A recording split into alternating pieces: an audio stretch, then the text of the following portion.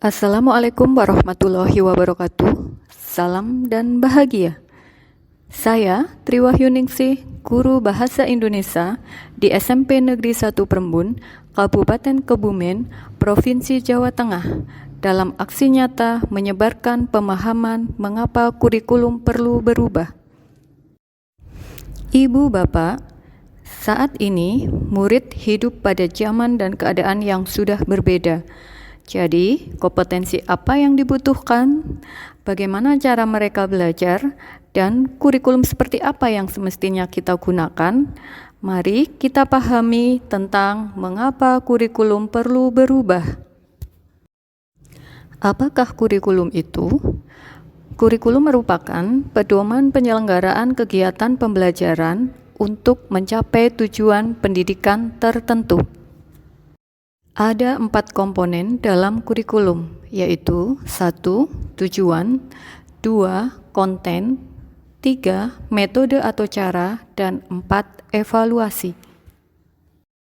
Ibu Bapak, perlu kita pahami bahwa kemerdekaan murid dalam belajar adalah jantung pengembangan kurikulum. Dengan demikian, fungsi kurikulum bagi guru adalah untuk membantu dalam proses belajar murid. Peran dan fungsi kurikulum dapat dioptimalisasi dalam kerangka 1. Mewariskan nilai budaya masyarakat yang relevan dengan masa kini. 2. Mengembangkan sesuatu yang dibutuhkan saat ini dan masa depan. 3. Menilai dan memilih sesuatu yang relevan atau kontekstual sebagai kontrol sosial. Oleh karena itu, kurikulum yang baik adalah kurikulum yang sesuai dengan zamannya.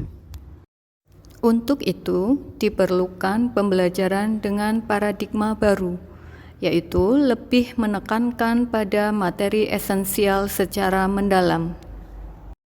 Proses pembelajaran tersebut salah satunya dapat menggunakan siklus pembelajaran inquiry yang menekankan pada rasa ingin tahu, kemudian mencari tahu, memilah, membuat koneksi, mengambil makna, dan terakhir aksi atau tindakan.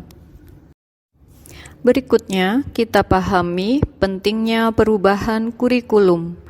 Hal tersebut terjadi berkaitan dengan adanya isu kekinian yang meliputi perubahan iklim global, teknologi digital, industri multinasional, dan transformasi budaya yang terjadi di sekitar kita. Jadi, kurikulum bersifat dinamis dan terus dikembangkan atau diadaptasi sesuai konteks dan karakteristik murid demi membangun kompetensi sesuai kebutuhan mereka kini dan di masa depan. Ki Hajar Dewantara mengatakan, maksud pendidikan adalah menuntun segala kekuatan kodrat yang ada pada anak-anak agar mereka dapat mencapai keselamatan dan kebahagiaan yang setinggi-tingginya baik sebagai manusia maupun anggota masyarakat. Sebagai guru, harus terus mengikuti dan memahami tren murid. Oleh karena itu, diperlukan 3 pilar pendidikan, yaitu peran dari orang tua, masyarakat, sekolah, sehingga bisa mewujudkan kurikulum yang berpihak pada murid. Seperti pepatah, "It takes a village to raise a child." Butuh seluruh desa untuk membesarkan seorang anak. Jadi, kurikulum perlu diadaptasi karena ada faktor yang mempengaruhi kurikulum, yaitu 1. Faktor geografis, 2. Budaya, dan 3. Sosiologi.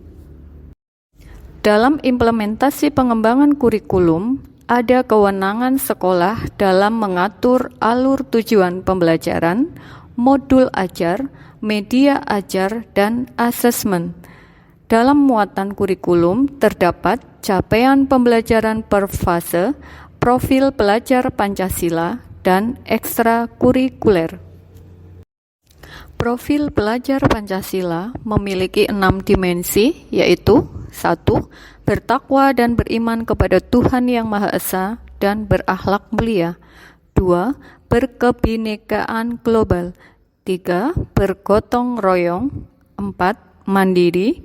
5. Bernalar kritis. Dan 6. Kreatif. Dengan demikian, 5 prinsip pembelajaran yaitu 1.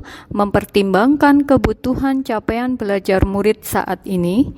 2. Membangun kapasitas belajar murid menjadi pembelajar sepanjang hayat. 3. Mendukung perkembangan kognitif dan karakter murid. 4. Menyesuaikan konteks kehidupan murid. Dan 5. Mengarah pada masa depan yang berkelanjutan.